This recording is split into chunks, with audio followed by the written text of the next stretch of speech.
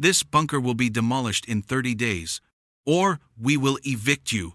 That's the HOA president, trying to kick me out of my own home. She handed me a violation notice for my bunker, calling it an unauthorized dwelling, and laughing as she walked away.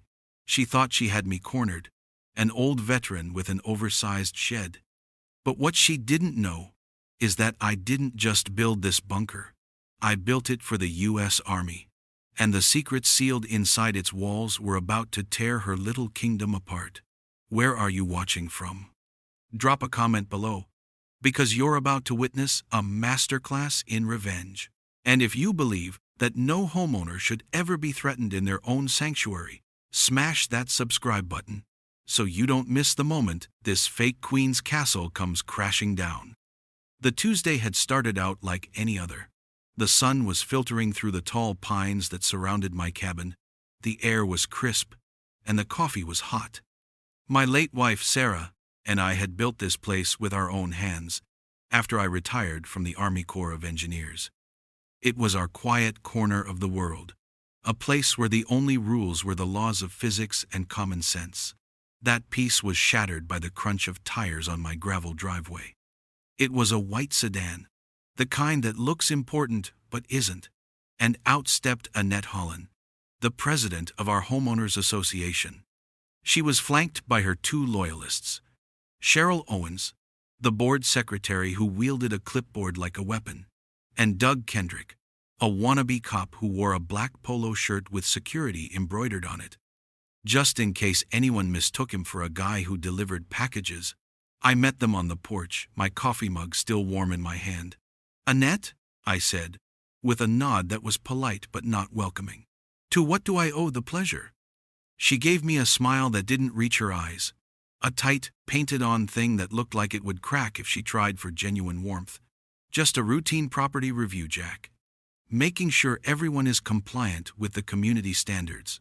Doug, who was a good 20 years my junior and half as smart, puffed out his chest and scanned my property like he was about to lead a raid.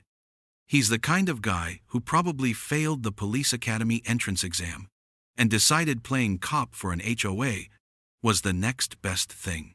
Annette's eyes landed on the camouflaged hatch set, flush with the ground near the far edge of my property, nestled between a cluster of granite boulders. From a distance, it just looked like a patch of moss and earth. Up close, you could see the steel. "And what," she said, her voice dripping with fake curiosity, "is that?" I kept my own voice level. "It's a storm shelter, Annette. Storage. Been there since before this HOA even existed." She walked toward it, her sensible shoes sinking slightly into the soft earth. Doug followed her like a trained dog. "A structure, you mean," Cheryl corrected from behind, her pen already scratching on her clipboard. Annette peered down at the heavy-duty locking mechanism. "Well, Mr. Brewer, we're going to need to have a look inside. The bylaws passed last quarter state that any and all subterranean structures must be inspected for safety compliance." I took a slow sip of my coffee. I'd designed and built hardened shelters in places that made this neighborhood look like paradise. The bunker under that hatch was safer than her entire house. It was built for Sarah, a place she could feel secure after years of us moving from one military base to another. It was our sanctuary. "No," I said simply. "You're not going inside. It's private property." Annette's smile finally vanished. Her face hardened. "Refusal to comply is a direct violation, Jack. Article 7, Section 4. We can issue an immediate fine." I almost laughed. "You can issue whatever you want. You're not getting a key." She turned to Cheryl, who handed her a pre-printed slip of paper from her clipboard. "Very well," Annette said, her voice cold. "Here is your first violation notice. $500 for an unapproved, uninspected dwelling structure. You have 15 days to appeal." She thrust the paper at me. I didn't take it. I just looked at her. She let it drop to the porch steps. As they walked back to their car, I heard Doug mutter something about getting a warrant. I knew he couldn't, but it showed where their heads were at. This wasn't about safety. It was about power. I filed the appeal, of course. I wrote a calm, clear letter, explaining that the structure predated the bylaws she cited, that it was built on my land to military specifications, and that it posed no threat to anyone. I even included a copy of the original county permit from over a decade ago. I expected a little back and forth, maybe a tense board meeting. I expected a headache, not an all-out war. But I had underestimated Annette's hunger for control. 2 weeks later, another letter arrived, this one by certified mail. There had been an emergency board meeting. I wasn't invited. My appeal had been denied. The fine had not only been upheld, but escalated. They were now charging me $1,000 for every day the bunker remained non-compliant. The total was already over $12,000. My hands started to shake, not from fear, but from a cold, quiet rage I hadn't felt in years.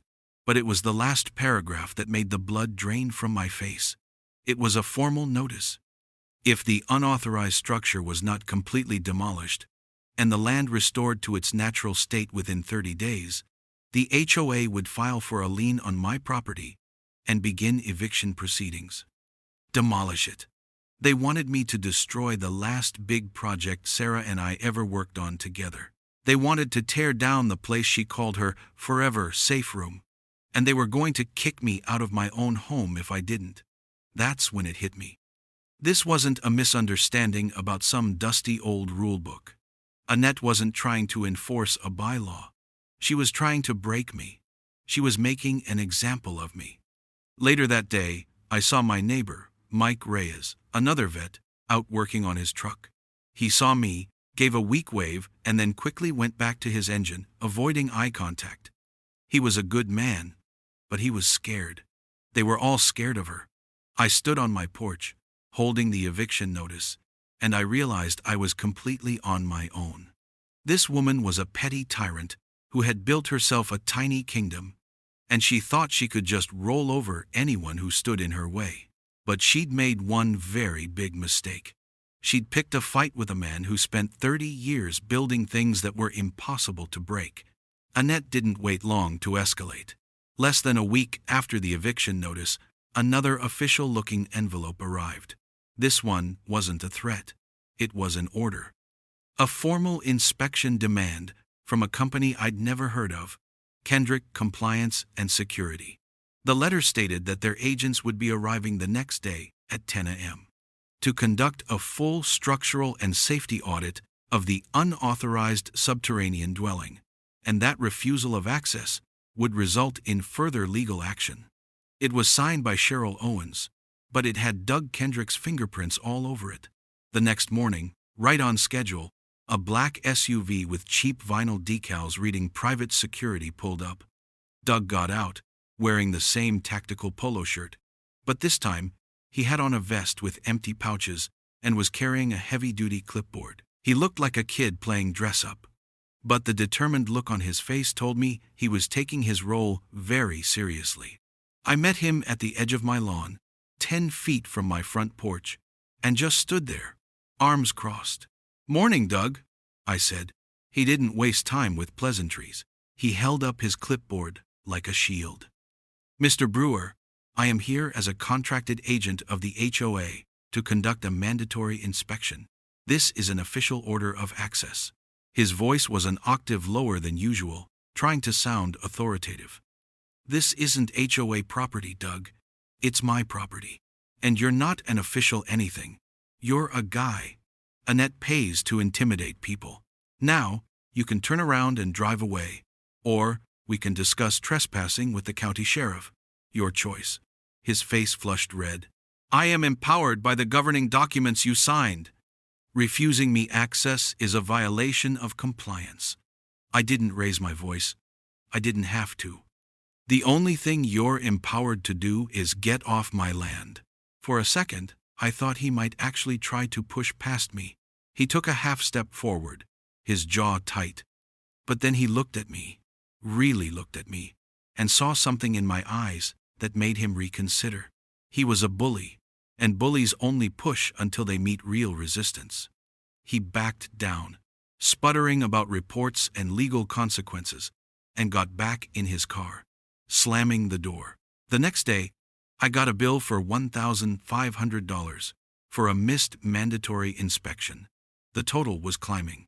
I knew I couldn't handle this alone. I'm an engineer, not a lawyer. I found a local attorney, a quiet man named Davies, who specialized in property disputes. I laid everything out on his desk. The violation notices, the fines, the eviction threat, the inspection demand.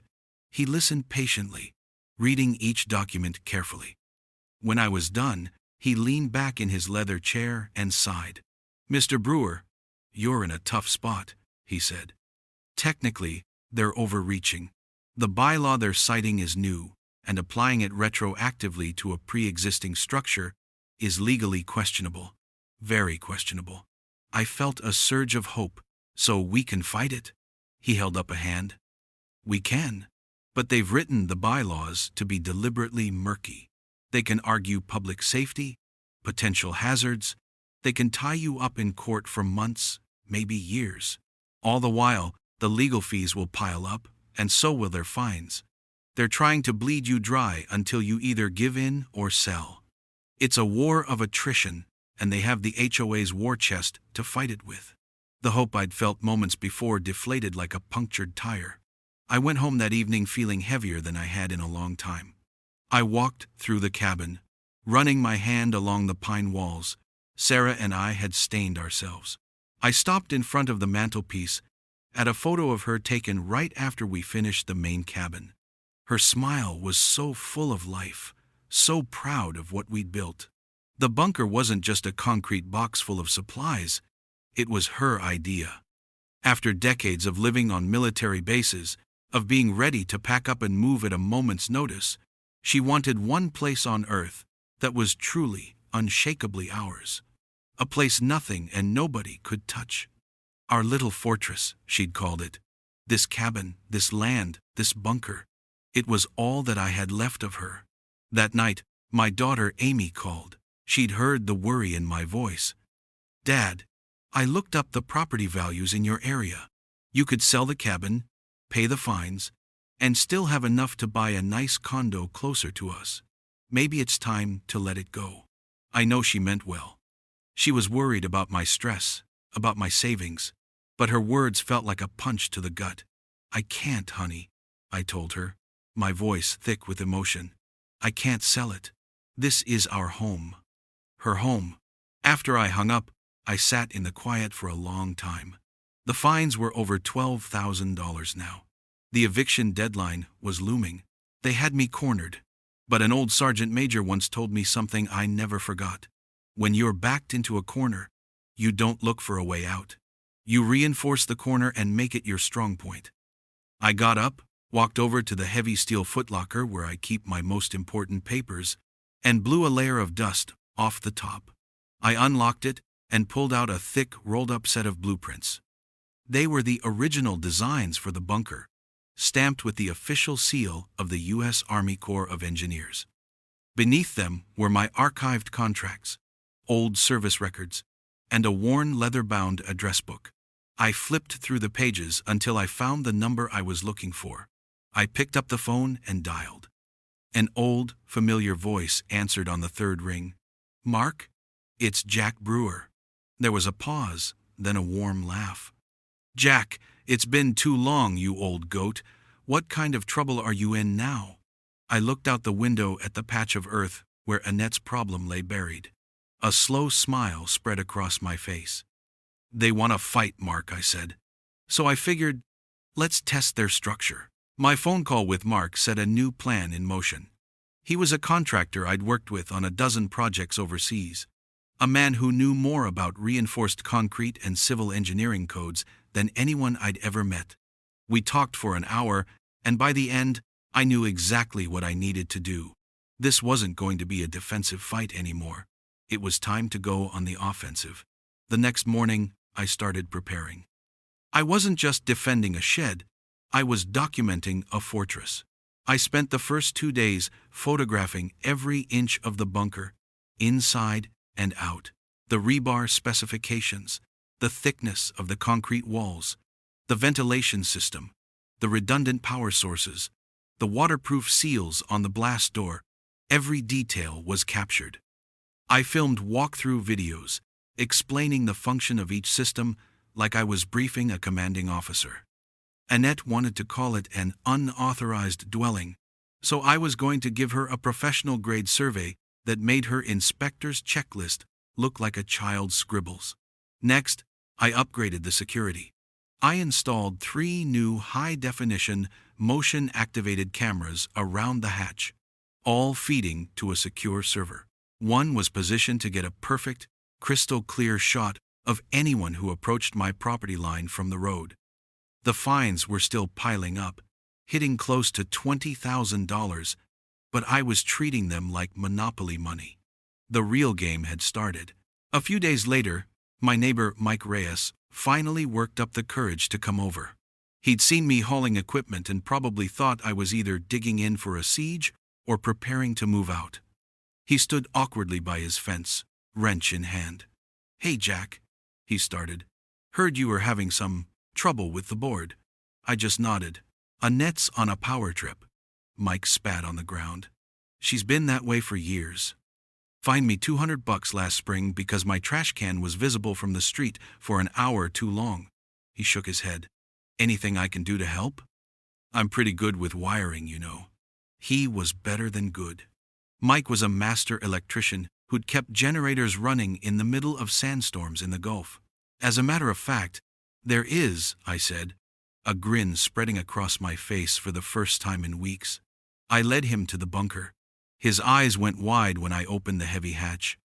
He spent the next 3 hours down there, tracing circuits and checking my junction boxes. He came up covered in dust, but smiling. "Jack, this is incredible," he said, wiping sweat from his forehead. "The wiring in here is cleaner than in most hospitals. This thing is better than anything FEMA could certify. It's bomb-proof." He agreed to sign a notarized statement to that effect, a professional endorsement from a licensed expert. Meanwhile, the rumor mill in the neighborhood was churning at full speed. Cheryl Owens, ever the loyal foot soldier, was telling people I was a paranoid doomsday prepper. Someone else started a story that I was storing explosives, probably started by Doug, who needed to justify his failed inspection. I got a formal noise complaint, claiming heavy machinery was being operated late at night. I'd been using a handheld drill. The pettiness was escalating. Then, one afternoon, I came home to find 2 large, official-looking signs hammered into my lawn, right by the road. They were bright red and read, "Warning, unsafe structure. Property under OA review. Keep out."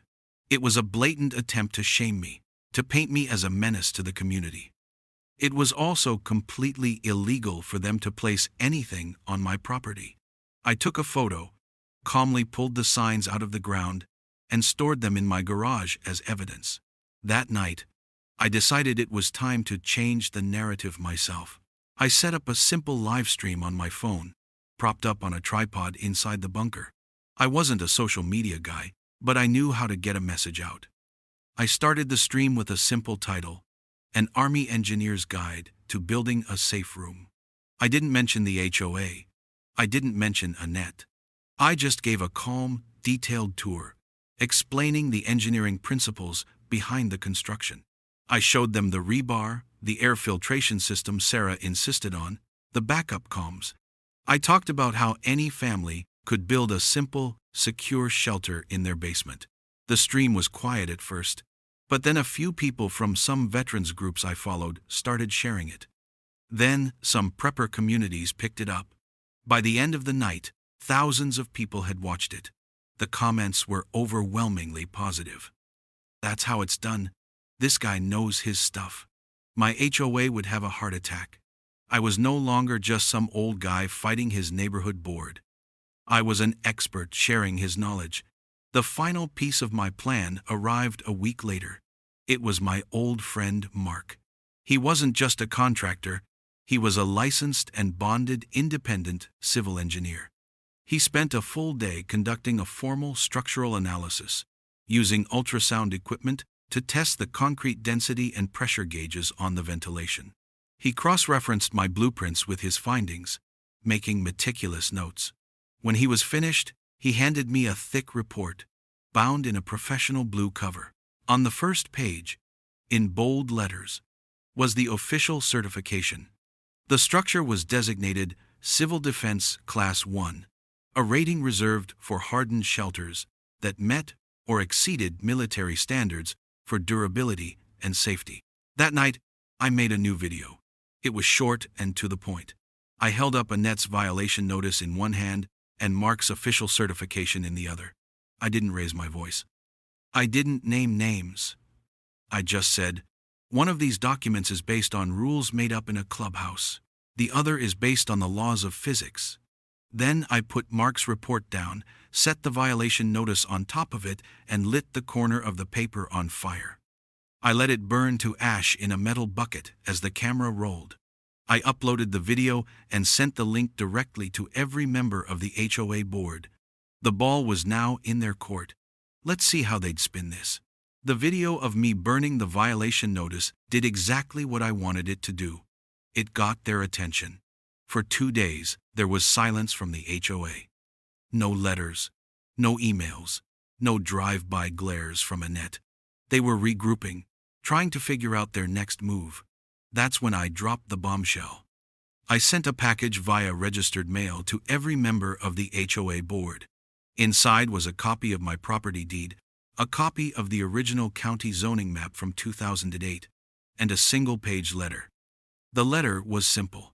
It explained that when I bought the land, it fell under a little-known and long-forgotten county provision called a civil defense overlay. It was a relic from Post 9 divided by 11, Homeland Security Planning, a program that encouraged citizens to build private emergency shelters. The key part of the overlay was a clause that specifically exempted any subterranean structure built for civil defense purposes from the jurisdiction of local covenants or homeowners associations. In plain English, their rules didn't apply to my bunker. They never had. I was giving them an out, a chance to quietly drop the whole thing and pretend it never happened. Annette, however, wasn't the type to accept defeat gracefully. The response I got was an angry email from Cheryl Owens, accusing me of document fraud. She claimed their records showed no such overlay and demanded I cease and desist with my frivolous claims. She was bluffing, counting on me to not have my paperwork in order, but I did. My response was another registered letter. This one contained a freshly certified copy of my land records from the county clerk's office, clearly showing the overlay. I also included a signed and notarized letter from a retired FEMA compliance officer I knew from my Army days, confirming the validity of such designations. Checkmate. Their fraud claim had evaporated. So they pivoted. The new official line, plastered on the community bulletin board and in another mass email, was that my bunker was a public safety hazard. Annette claimed, with no evidence whatsoever, that its construction might have destabilized the surrounding soil, threatening the foundations of neighboring homes. It was a desperate, transparent lie, but it was designed to create fear. If she couldn't beat me with rules, she would try to turn my neighbors against me.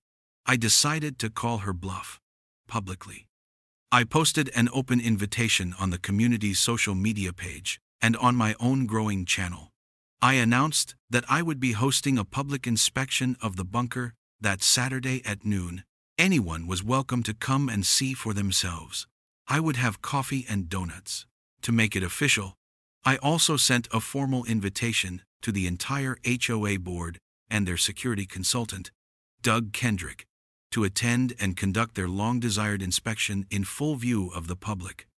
I was turning their weapon back on them. Saturday came, and it was a bigger event than I expected.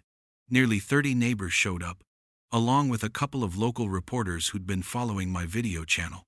Mike Reyes was there, standing beside me like a silent bodyguard, ready to explain the electrical systems. The HOA board was conspicuously absent, except for one person. Doug Kendrick arrived in his ridiculous black SUV, clipboard in hand. clearly sent as Annette's proxy to try and find some flaw, any flaw, he could use against me. He was playing the part of the official authority, trying to command the situation. It didn't work. I had my phone set up, live streaming the whole thing. I led the tour, letting my neighbors see the thick concrete walls, the organized shelves of supplies, the clean, dry air. They were impressed, not scared. "This is amazing, Jack," one neighbor said. "It's like something out of a movie." That's when Doug decided to make his move. He pointed to an electrical conduit running along the ceiling. "That's a violation right there," he announced, his voice booming for the cameras. "That type of rigid metal conduit isn't up to current residential code for a subterranean living space." The neighbors looked confused. I just smiled. "You're right, Doug," I said calmly. "It isn't residential code. It's military spec. It's designed to withstand an electromagnetic pulse. A bit of an upgrade from what you'd find in a typical basement." A few people chuckled. Doug's face turned a shade of pink. He wasn't done yet. He marched over to the emergency exit hatch. "And this locking mechanism is a clear violation of federal fire safety egress standards," he declared, puffing out his chest. "In an emergency, this would trap people inside. I'm citing you for federal code non-compliance." The words "federal code" hung in the air. The reporters started scribbling notes. This was the moment he had been waiting for. His chance to be the hero, the real lawman. But I was ready for him. "Doug," I said, keeping my voice patient, like I was talking to a child. "Could you please tell us which federal agency you represent?" he stammered. I am a contracted security consultant, operating under the authority." "So, you're not a federal agent?" I pressed. "No, but I'm an expert in." "Are you a licensed building inspector in this state?" he hesitated. "My company is licensed for security." "So, you're not an inspector either. You're just a guy Annette hired. A guy who drives a car with fake security stickers and misquotes laws he doesn't understand." The crowd was silent. Doug looked like a deer in headlights. He opened his mouth, then closed it. He had nothing. He had been so eager to play cop that he'd bluffed his way into a public humiliation. He tucked his clipboard under his arm, mumbled something about filing a report, and practically ran up the stairs and out of the bunker. The video of Doug's meltdown went viral. Within 24 hours, it had over 100,000 views. It wasn't just a local HOA dispute anymore. People from all over the country were chiming in, sharing their own horror stories. The local news station, which had sent a reporter, ran a segment that evening. My phone started ringing off the hook. I had won the battle of public opinion completely and decisively. But as I watched Annette's face on the news, her expression tight with fury as she gave a no comment, I knew the war wasn't over. She wasn't the type to retreat. She was the type to dig in, to burn everything down around her rather than admit she was wrong. And now, she had nothing left to lose. The public humiliation of Doug Kendrick sent Annette into a corner, but instead of backing down, she came out swinging. She called an emergency HOA board meeting, scheduling it on a Thursday night, with less than 48 hours' notice. A classic tactic to limit public attendance. The agenda was vague, citing only discussion of pending legal action to ensure community safety. She was trying to ram through a vote to sue me, to use the community's money to finance her personal vendetta. She was counting on the fact that most homeowners were too busy or too intimidated to show up and challenge her. She wasn't counting on me. When the evening of the meeting arrived, Mike Reyes and I walked into the community clubhouse together. We didn't say anything, just took 2 chairs in the very back of the room. The moment we entered, a hush fell over the small crowd. Annette was at the front table, flanked by Cheryl Owens and the other 2 board members. Her face was a mask of cold fury when she saw us. Doug was nowhere to be seen. He'd apparently vanished from public life. The meeting began with Annette launching into a frantic, paranoid speech. She painted me as a rogue agent, a threat to property values and neighborhood safety. She dismissed my engineering reports as self-published documents and the viral video as a coordinated online attack by anti-community activists. It was a masterclass in deflection and fear-mongering. "Mr. Brewer has illegally constructed a military-style compound," she declared, her voice rising with manufactured panic. "He has defied this board, flouted our bylaws, and endangered us all. We have no choice but to seek a court injunction to have the structure removed immediately. I need a motion to authorize the expenditure of legal funds." One of her loyalists on the board immediately made the motion. Cheryl Owens seconded it. It was all happening exactly as she'd planned. But before she could call the vote, I saw a shift in the room. Some of the neighbors were whispering to each other, looking uneasy. They'd seen my videos, they'd seen the facts. Cheryl Owens herself was starting to look nervous, fidgeting with her pen and avoiding eye contact with the audience. The national attention and the possibility of a costly, losing lawsuit were clearly getting to her. A woman in the front row raised her hand. "Annette," she asked timidly, "are we sure this is necessary? A lawsuit sounds expensive. What if we just leave him alone?" Annette shot her a venomous glare. "This is not about one man. This is about protecting the integrity of our community," she snapped. That was my cue. I stood up and walked calmly to the front of the room, to the single microphone set up for public comment. Annette opened her mouth to object, but I started talking before she could. "My name is Jack Brewer," I said, my voice steady and clear, amplified by the small speaker. "For the past month, our board president has made a series of claims about me and my property. I'd like to address them with facts, not fear." I pulled a small tablet from my jacket pocket and connected it to the projector at the front of the room. An image flashed onto the screen, a picture of Annette and her team trespassing on my property, taken by one of my new security cameras. I played the audio, her voice crisp and clear. "Refusal to comply is a direct violation." Then I showed a clip from the live stream of Doug's public meltdown, his false claims about federal law echoing through the clubhouse.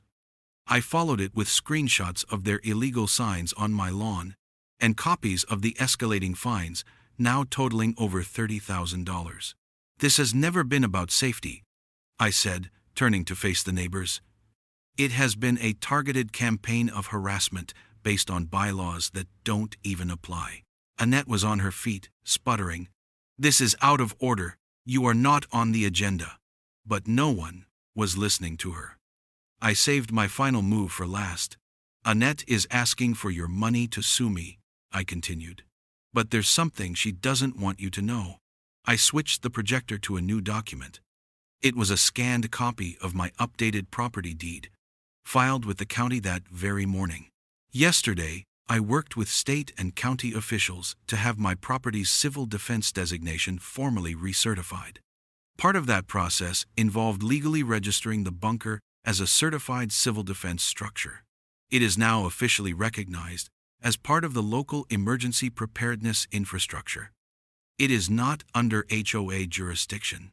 It never was. A lawsuit won't just fail. It will open up this HOA to a countersuit for malicious prosecution. A wave of murmurs and gasps swept through the room. The other board members stared at the screen, their faces pale. I had just told them, in no uncertain terms, that their case was dead on arrival. Suddenly, a man in the back of the room, someone who'd been fined by Annette for having the wrong color mailbox, stood up. "I'm sick of this," he shouted. "This isn't about protecting the community. It's about bullying people. I make a motion to hold a vote of no confidence and recall the entire board, effective immediately." Someone else yelled, "Second!" The room erupted. Annette was screaming for order, banging her gavel on the table, but her power had completely evaporated. The crowd wasn't listening to her anymore. They were cheering. The vote was called, right there, on the spot. It wasn't even close. The motion to recall the board passed with a near-unanimous show of hands. Annette stood frozen for a moment, her face a mixture of shock and pure hatred. Then she grabbed her purse, shoved her papers into a bag, and stormed out of the clubhouse without another word. The room burst into applause. Cheryl Owens sat at the table, looking stunned, as a neighbor walked up and gently took the meeting minutes from her hand. It was over. Mike clapped me on the back, a wide grin on his face. I stood there, calm amidst the chaos, watching as the neighbors who had been too afraid to speak up were now talking excitedly, already planning how to build a new, better board. I had come for a fight, and a fight is what I got. But I was still standing, and my home, Sarah's home, was finally safe. I thought Annette storming out of that meeting was the end of it. I was wrong. A cornered animal is a dangerous animal, and Annette Holland, stripped of her title and her power, was more desperate than ever. Her name and face were all over local news and splashing across social media. She had been humiliated, and she couldn't stand it. Instead of fading away, she decided to double down. She launched a media counteroffensive. She gave interviews to any small-time blog or online channel that would have her, spinning a wild narrative. She claimed she was the victim, a concerned community leader who was being targeted by a militia-style extremist. She called my bunker a terrorist training compound and insisted the neighborhood was under siege by my radical online followers. It was insane, but a few outlets, hungry for clicks, ran with it. She was trying to salvage her reputation by destroying mine, but her final act of desperation was her undoing. It was Cheryl Owens who blew the whistle. After the recall vote, Cheryl had been quiet. I think she was caught between her old loyalty to Annette and the reality of her new situation. The community had decided to form an interim board, and they asked her to stay on as secretary to help with the transition, mostly because she was the only one who knew where all the files were kept.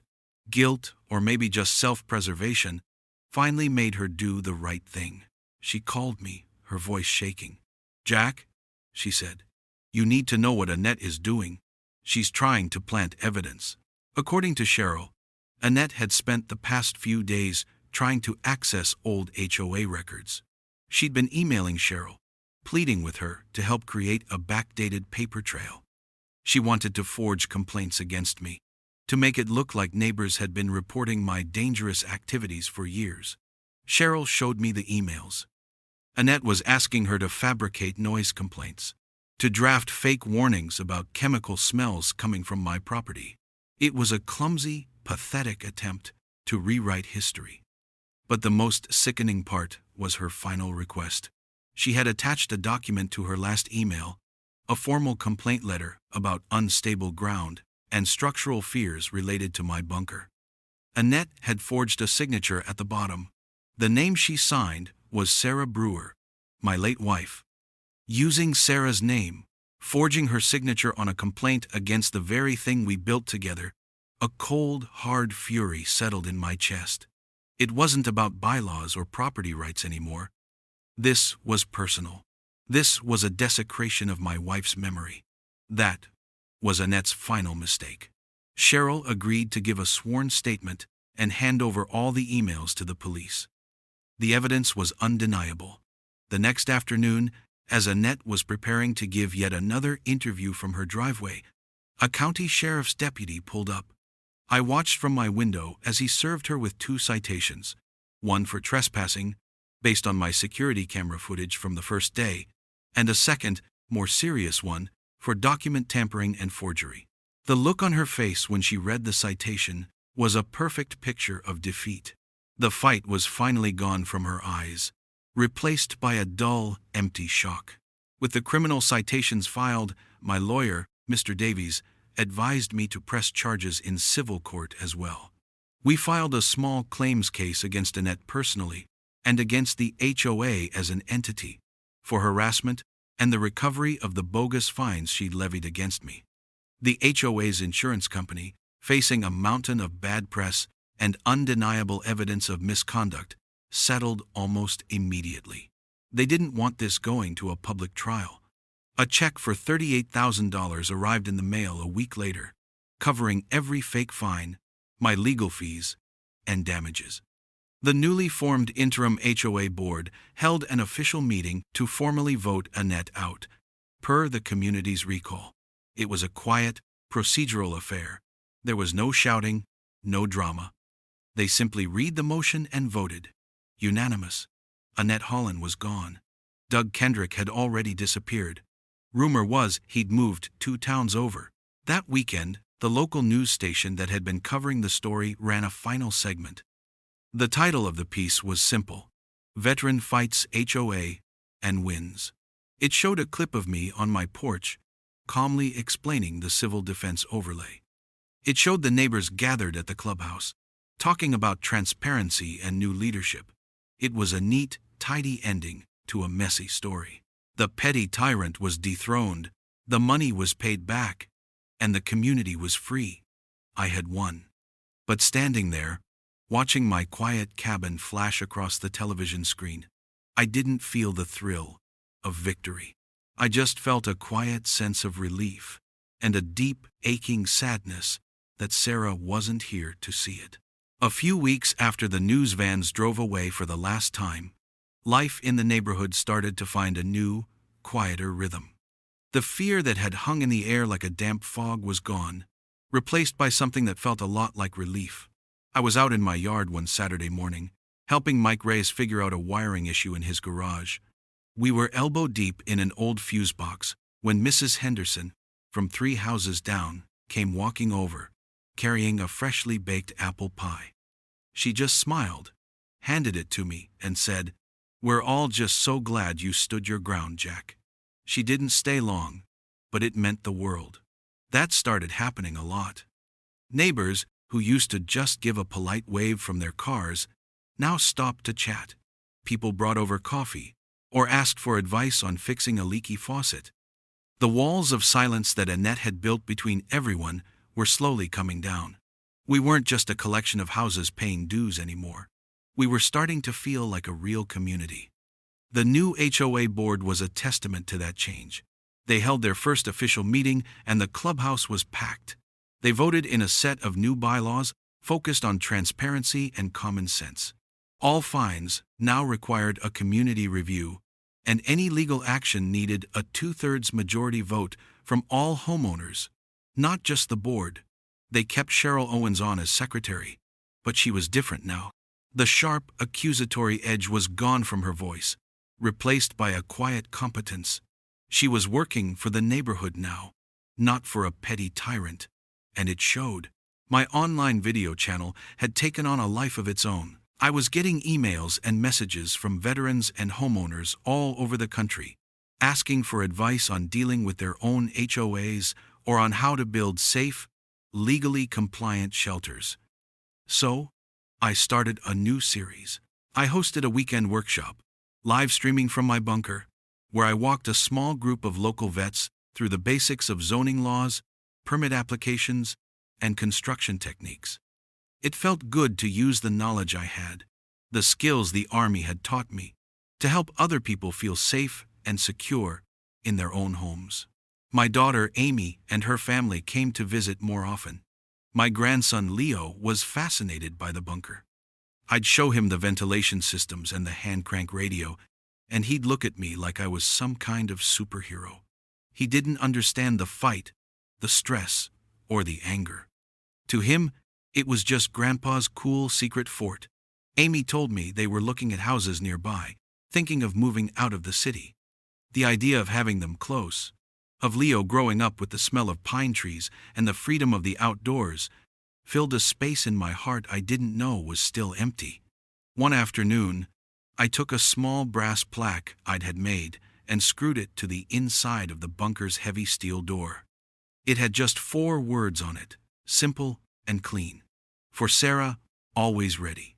She had wanted a fortress, a place where we could feel untouchable. In the end, it turned out to be exactly that, just not in the way we'd ever imagined.